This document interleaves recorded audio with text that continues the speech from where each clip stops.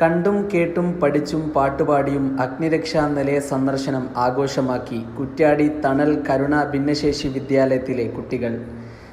പേരാമ്പ്ര അഗ്നിരക്ഷാ നിലയ സന്ദർശനത്തിനായി 39 കുട്ടികളും 7 അധ്യാപികമാരുമടങ്ങുന്ന കുറ്റ്യാടി തണൽ കരുണ ഭിന്നശേഷി വിദ്യാലയത്തിലെ ഒരു സംഘം വൈസ് പ്രിൻസിപ്പൽ നീതു ടീച്ചറുടെ നേതൃത്വത്തിലാണ് ഇവിടെ എത്തിയത്.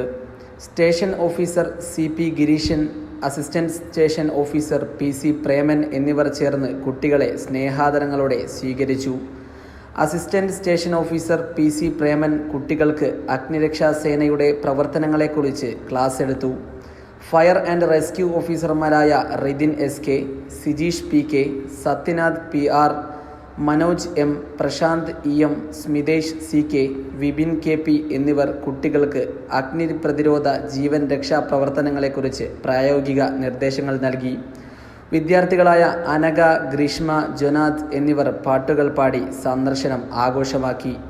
സേനാംഗമായ ധീരജ് ലാൽ PC കുട്ടികൾക്കായി പാടിയ പാട്ടിന് താളമിട്ട് കുട്ടികൾ പരിപാടി വർണ്ണാഭമാക്കി.